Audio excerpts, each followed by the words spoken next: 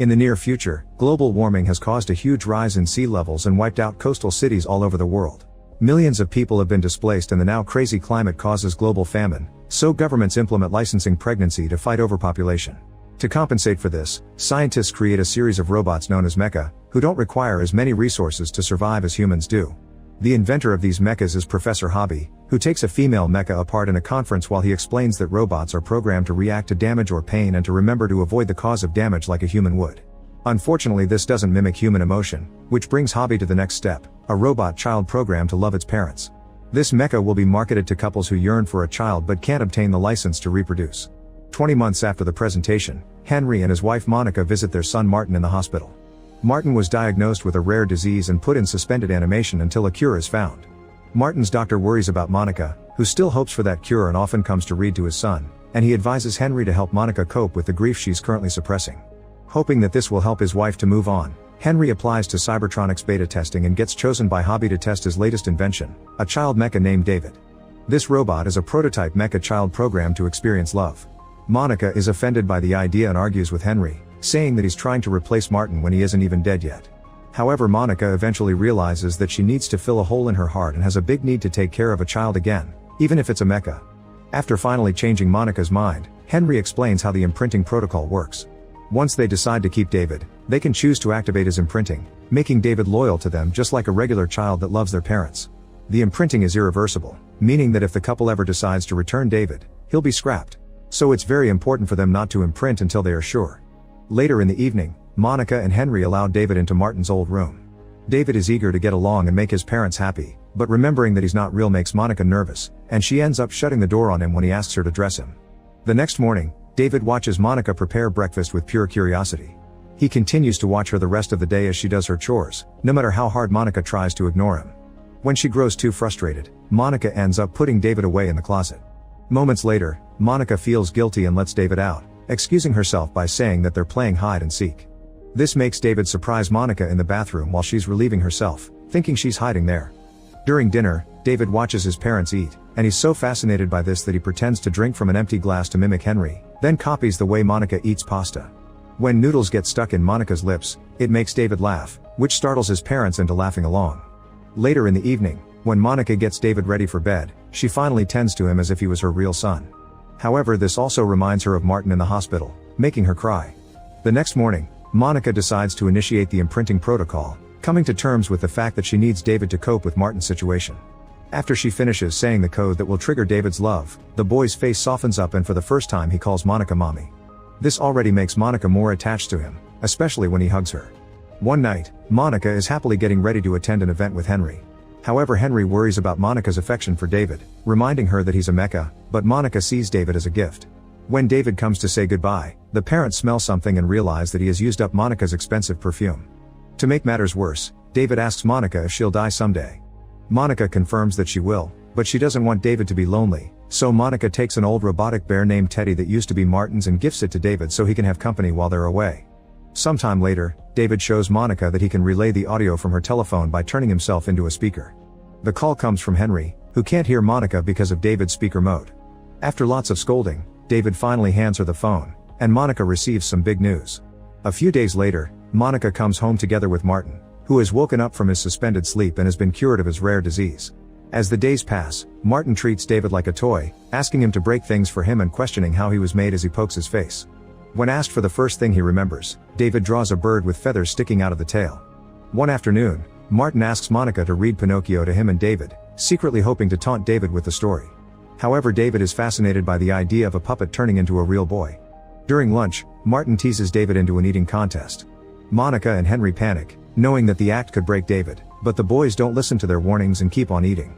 In the end, David stops as one side of his face droops, scaring everyone. Afterward, David is taken for repairs while Monica holds his hand. However, hearing him say it doesn't hurt makes her freak out. Seeing his mother worry about David so much makes Martin jealous, so when they go home, he tricks David into secretly cutting Monica's hair while she's asleep by telling him she'd love him for it. At first David refuses, but Martin manipulates him until he agrees. Then David goes into the parents' bedroom to cut Monica's hair with a pair of scissors, but at that moment, Monica turns and almost gets hurt by the blades. Henry wakes up when Monica screams and he shakes David angrily, demanding to know why he did it until Monica stops him. Some hair falls to the floor and is found by Teddy. Sometime later, while they're getting things ready for Martin's birthday party, Henry tries to convince Monica that David is no longer worth the risk, but Monica defends David by saying he's just a child making mistakes. During the party, Martin's friends taunt David, poking his synthetic skin and using a knife to test his lack of pain. This triggers David's defense programming, which makes him hide behind Martin because he's the only human he feels safe with. He also begins backing away, but he moves too far and accidentally drags Martin to the bottom of the pool. The adults quickly come to take Martin out of the water to give him CPR while David can only watch from the pool as he is left behind and alone. After this incident, Monica becomes wary of David, but she also finds the beautiful letters David writes for her, leaving her torn on how she feels about him. Finally, she decides she has no choice and tells David that they'll go on a trip with Teddy, and David is happy because he thinks he's spending the day with his mother. The next day, Monica cries while she drives to Cybertronics to have David destroyed. In the end, the guilt is so overwhelming that she changes her plan and drives the car into the woods, where David sets up a picnic mat without suspecting anything. Monica quickly stops him and finally tells him that she has to leave him for good. Devastated, David begs and apologizes for everything he'd done. He also wonders if he would be accepted back in the family if he became a real boy like Pinocchio. Monica doesn't give in to his pleas, and before leaving, she gives David some money and tells him not to be caught by anyone, especially Cybertronics. David latches to her and doesn't want to let her go, so Monica has to shove him away, surprising them both. Then she apologizes and drives away, leaving David to watch the car in the distance. Meanwhile, in Rouge City, a mecha named Joe is emotionally comforting his client before spending the night with her, which is his job. Afterward, Joe makes his way through town to meet his next client at a hotel. The owner asks Joe for his operating license badge as an anti-robot group known as Flesh Fair is hunting for stray mechas in town. Then Joe changes the color of his hair before going to his client's room. When he sits on the bed, he's shocked to find it wet with blood and his client turns out to be dead. At that moment, a man appears in the room, confirming he was the one who killed the woman. Joe realizes that he's been set up and immediately runs away to hide in an alley, where he uses a little blade to remove his operating license badge so he can't be traced. In the woods, David tells Teddy that he wants to find the blue fairy from Pinocchio so she'll turn him into a real boy. Suddenly, a garbage truck passes by to dump scrap parts, and tons of abandoned mechas show up to search through the trash in order to repair themselves. As David watches without believing what he's seeing, Joe shows up as well, and there is a moon-shaped aircraft coming after him. It turns out it's the Flesh Fair group, and the mechas immediately begin running away in fear as they are hunted down. This group kidnaps mechas and destroys them in a show to prove their anti-robot campaign. They use a scan on their aircraft to follow the mechas, but there's also a bunch of them appearing in the forest riding motorcycles that begin chasing the mechas through the woods, eventually entering a small town. These guys fire magnetic discs to trap the robots and a few mechas are sadly captured, but David and Teddy manage to follow a few mechas into an abandoned cottage and meet a nanny mecha, who offers to care for him. Unfortunately, the motorists still find the cottage and break down the wall to capture them all while the aircraft picks up Joe in a cage. In the struggle, David tries to hold on to Teddy, but he falls. At least a bunch of branches break his fall, so he quickly recovers and chases after the aircraft. Later at the Flesh Fair show, Teddy is picked up by employees and thrown into Lost and Found. In the stadium, the crowd cheers as old and abandoned mechas keep getting destroyed by being pushed inside cannons and shot out on fire. A terrified David holds onto Joe's hand, who's surprised by the touch. Meanwhile, Teddy manages to climb out of Lost and Found, and finds David in a cage. At that moment, a little girl picks up Teddy and sees David, thinking that he's a real boy. Then the girl approaches her father, who's one of the programmers of the show, and the man is disturbed to hear that a boy is among the mechas. Back at the cage, David learns from the other mechas that the humans are cutting them down to maintain superiority. Then the girl's father approaches David and uses a portable X-ray to make sure that David is a robot. The father is shocked and fascinated by David's advanced system, but the showrunner is not amused and an argument ensues while David watches the nanny mecha get doused in acid as part of a game. The showrunner insists on putting David on the show too, ignoring the programmer's explanations of how valuable David is. Then the showrunner takes David, and since he's holding on to Joe's hand for safety, both are dragged to the field and into the acid trap. As the showrunner presents David to the crowd, he also rants about how the mecha child insults the human population. However, the crowd turns silent because they aren't used to seeing children in the show and now they feel conflicted. Suddenly acid falls onto David's shoulders, making him scream and cry in fear. This convinces the crowd that David is a real child and they're so horrified that they turn on the showrunner, throwing things at him while the girl's dad orders the guards to free David and Joe right before the riot starts, allowing the duo to escape safely. In Hobby's office, there are various photos of David growing up, and it's revealed that he was designed after Hobby's late son. A team arrives to report that David was spotted at the Flesh Fair and they assure Hobby that the mecha is fine. Back in the woods, David and Teddy freeze when they suddenly see the moon, thinking that it's the Flesh Fair's aircraft. Just in case, they take a different route, and David shares with Joe his wish to find the blue fairy. Joe says that most women can be found in Rouge City, and they agree to head there together. First they need a ride, so Joe finds a group of teenagers and uses a hologram pen to manipulate them, promising lots of mecha women in their future. The boys give them a ride, and once they reach the city, Joe gives David a tour, teaching him about the flashing lights and the weirdly shaped buildings. David becomes fascinated by a statue of an angel because he thinks it's the Blue Fairy and tries to enter the church, but Joe takes him away. Eventually they meet with Dr. No, a program that serves as an all-knowing encyclopedia. Using the money Monica gave him, David learns from No that the Blue Fairy is at the end of the world. This information comes from a quote by Hobby. Joe doesn't like it because he knows that mechas that go to the end of the world never come back, so he tries to explain to David that humans hate robots. However, David insists that Monica will love him if he's a real boy, not believing Joe when he says a human can never love a mecha and yelling at him for dealing to insinuate the opposite. When they leave No's store, the cops find them and arrest Joe, still thinking he killed the woman in the hotel. Curious, David gets into the helicopter's driver's seat and powers it on, but obviously he can't control it and his so-called piloting causes huge chaos around the city, breaking things and almost hitting people. As citizens run away in panic, Joe uses the distraction to escape the cops and reunite with David. Joe jumps inside the helicopter, taking over the controls to fly the vehicle smoothly and escape safely. A few hours later, they reach the wasteland that was previously Manhattan, which Joe calls the place where lions weep. After the trouble with the sea levels rising, the remaining pieces of the city are left in ruins and underwater. David finds a bunch of lion statues with water pouring out of their mouths, which reminds him of Joe's quote. Seeing it as a sign, they land the helicopter in the building next to the lions, then David and Joe search for Professor Hobby. David finds a door with a fairy tale quote on it and crosses it, finding a chair with someone on it. When it turns around, David is shocked to find a child that looks exactly like him. The other David simply smiles and invites him to read with him, saying that he's real, but the first David thinks this guy is going to replace him. Furious, David grabs a lamp and smashes it against the table in the other David's head, revealing that it's also a mecha. A terrified Joe goes away while David lashes out, screaming that he's special and unique. At that moment Professor Hobby shows up to stop him and assures David that he's a real boy, claiming that he is his own Blue Fairy.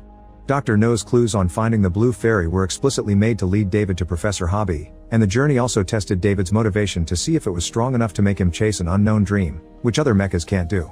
Hobby walks out of the office to gather his team, leaving David thinking about the fact his journey has been part of someone else's design.